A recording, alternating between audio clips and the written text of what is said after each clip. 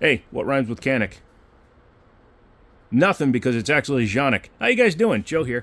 And in today's video, we are taking a look at another fun, interesting piece. Wonder where these come from, these wonderful toys. It's hard to tell. No clue. But today, you and I are going to take a look at an amazing, amazing, amazing piece. What we have here is a polymer box. And inside that polymer box was this gun. And this gun is the Meta MC9LS. I was going to say LS. LS. This is a 9mm double stack. Came out, well, this year. And it's a pretty interesting firearm. So what do you say we take a look at it? Obviously clear, all that good stuff. So we'll set it down. Let's take a look at the box. Canik is well known for giving you pretty much everything you need in the box to get started with your firearms enthusiasm and collecting future. So we'll go ahead and move this. Some kind of thing. Don't know what it's all about. Set it down there for a second. Inside the box, get over there. Just stay there, okay, buddy? I don't know why I keep drawing your attention to that, but don't worry about that. Don't ever. This is a closed cell phone box. Has all your accessories, including your stupid gun lock. That's the one lock I don't like, is the one that just goes inside the trigger guard. I just don't like that one, especially when you got a polymer gun. If you just cut... Anyways, this is the Canik package that you normally get. They come with spare mag with a speed loader. Getting up, Lula. If it has back straps, they include them in the box. This is where another mag... Oh, excuse me. That's where the mag fits into because this box is so thin. There is your punch for if you're going to change your back straps. I love these punches. Next time one of these comes in use, I'm going to have that. Cleaning rod and your extending rod. And this little guy. A lot of people don't realize what this guy is. A lot of people think that it's nothing. A lot of people think it's easier to get out if you plan ahead. A lot of people are right. I'm not a lot of people. So give me a second. Pardon me while I whip this out. Using the takedown tool from a 2011. That's ironic. It's not ironic. But this is a copy of a Canik, but it is also your toolkit. Underneath here, in the base of the grip, you have your screws and your Allen head screw thingy, bit, driver. Yeah, I know English. In order to add the optic and tighten things down and do everything to the gun that needs to be done. Pretty cool. Also, you can go, it Pete, I'm a giant, it Pete. Inside the box, you also get a holster. It's not like the best holster ever made because it is quite plain. It's also very flat, so if you're going to carry appendix, you may want to get the heat gun out, put the gun in there, get the heat gun out, and kind of mold it a little bit to yourself. But hey, it's a free holster. In this day and age where Kydex holsters cost anywhere from $40 to $8 billion, free holster is good. There's always this little guy in here too, which is your Canik booklet. It gives you your manual. They still give you really nice, solid manuals. They also give you different plates, things like that. So, Canik toolbox and content. And it gives you everything you need to know. It also gives you the compatibility list for what fits on this guy because it is optics ready. Nice long-winded way of taking a look at stuff. Those are lancets. Also, my shower is leaking. Let's go ahead and set this aside. Put it in the back here. Maybe put that right there just to keep it safe. There we go.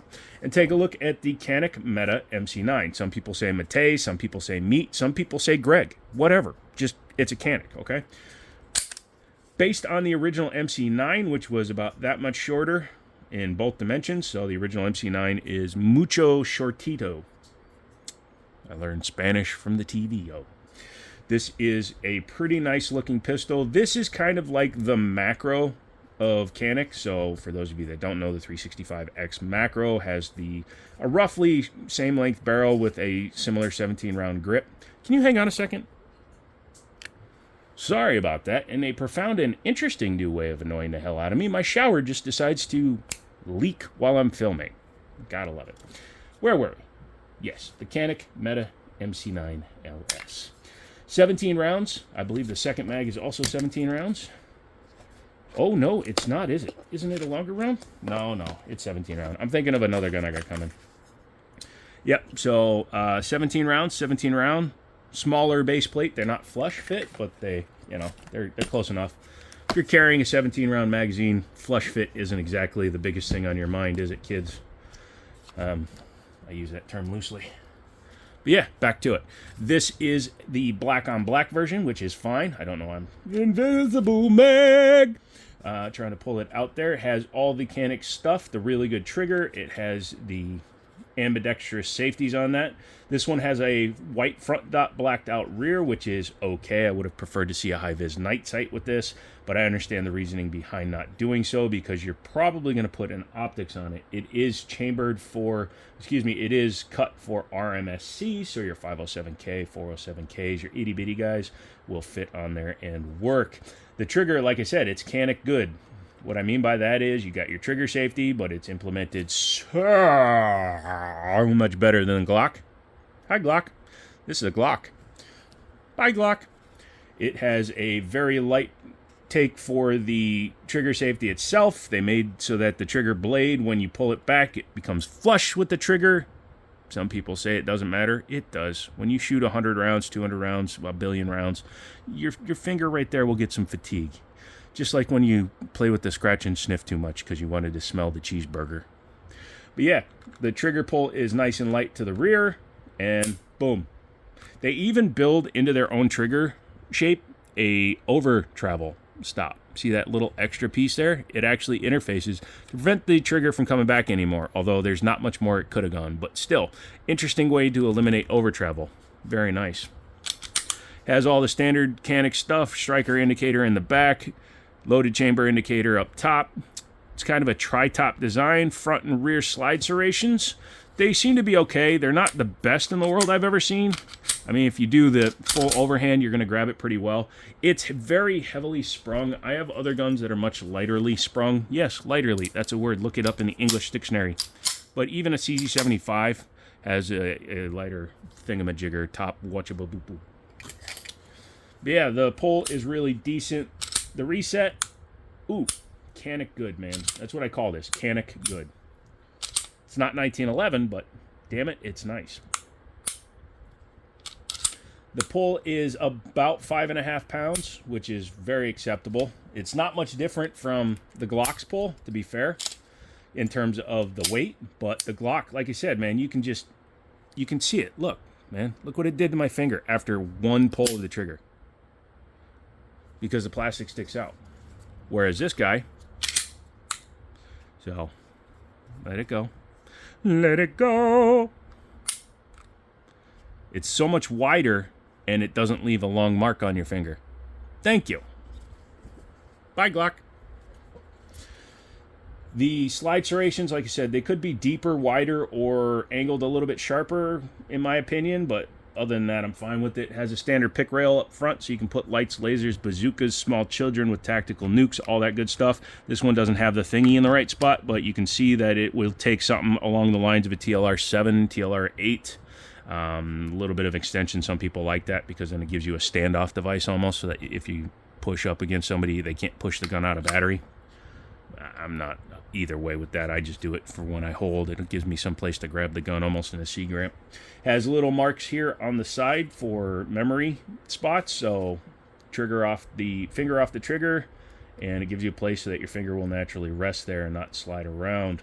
The texturing on the side and the front and the back are good. I wish it had more texturing up here. This is the one spot on most guns that I wish had a good amount of checkering. A lot of companies have started doing it. I don't know why MC9, MC9LS, and Canik in general have skipped that on this generation. We need texturing all the way up. You already did this much. Just do it all the way up, man. I don't know why you wouldn't. Has some front serrations on the trigger guard. Most people holding this gun will not be, hooking the front of the trigger guard. But if you do, it's there for you. Has a undercut here at the back. You get up nice and high. I wish this was either flat or upswept. Being downswept, it kind of locks the gun, so if you want to change anything, you're actually changing your wrist more than you would with another gun. I prefer guns with upswept beaver tails because when you grab them, you can see you can automatically get higher on the gun as well. I understand you're trying to avoid slide bite, but come on, learn to shoot. Yeah, very good. You want to take her apart? Sure, let's do that. Oh, man, she's sprung, man. She is sprung. Go ahead and clear it. Make sure she's empty. Beep, boop, bop, boop. Nothing in there. I didn't see anything, Mr. Magoo. And go ahead and drop it. Much like a G-lock, I bring it back. Ooh, tight. Everything on this gun is extremely tight because it's a brand new gun. So please understand if I screw something up. There we go. Pull the trigger and come forward a little bit. Unlike older guns, older Glocks, and even earlier Canics, once you pull it past, you'll see it stop. You just pull straight up and drop it off. Yeah, this spring is super sprung. Super sprung. Super sprung. Yeah, this thing isn't going anywhere. I don't know why I said that. That doesn't make any sense. But it's very big. That's what she said. Inside the barrel is your standard tilting locking. It kind of looks like a Glock barrel. Why does it look like a Glock barrel? Well, I'll tell you why. It's because John Moses Browning created the action. You thought I was going to say because it works in a Glock. No, John Moses Browning created the short action recoil locking tilting system. So, anyway, looking inside the gun, it's got your firing pin safety up front, has your striker tube with your striker there, and yeah, overall very good build quality there. And unlike some guns, the channels aren't drilled all the way through. SIG, like my X5 Legion, the screw holes for the rear plate go all the way through, which is a little annoying because it screws in from the bottom. So unless I always run an optic, I have to keep taking the slide apart just to put the screws back in. Looking at the frame, big locking block, big fire control group back here. Metal guide rod or guide rails for the slide to slide on when it's sliding like the slide, and that's good to have. Overall, it's a pretty solid build. The ambidextrous safety is, or excuse me, the ambidextrous slide lock. I'm just looking at how it's built. Yeah, that's fine. A little stiff, but brand new gun. Pardon. Somebody must be thinking about me. I just sneezed. Are you thinking about me? I love you guys. Not you. But let's go ahead and reassemble it. Take your frame, slide, top thingy. Oh, man, it's so easy to get these things jammed in here. It's like you're putting a square peg with a round hole into a round rectangle. Take your guide rod, flat end first. You can usually tell by the size. Just use that for your comparison. Again, guys, ask your girls. Or, you know, your fellas. I'm non-judgmental here. Check out my live streams, you'll know why. And go ahead and seat your guide rod in. Make sure that it is level. I'm pretty sure it has to go down just a little bit more. There we go. And I don't see any kind of indicator that it needs to be one way or to other, so just make sure that it is flat and in the channel. Then you take your gun, take your slide, take your parts, you set them back together. The gun will naturally want to sit where it needs to go in order to be put back together. Then you just simply push it back. You can see it is now reassembled and capable of firing a bullet. Yeah, pretty cool. So I had this out here as a comparison. It really isn't a comparison. This is way more money for not a mucho more capabilities and usefulness. And this one got a scratch on it, so oops. But yeah, this is the choice of the day. If you're going to be picking one of these up, you should probably get on that. Find some place to get one somewhere. Don't know. But yeah, hit the like on the video, hit the subscribe, make sure that you're following along, come back for more videos. I'm doing a couple more today, and they'll be up for our members. As long as you're a member, you get early access to the video. So come back for all that. Love you. Bye.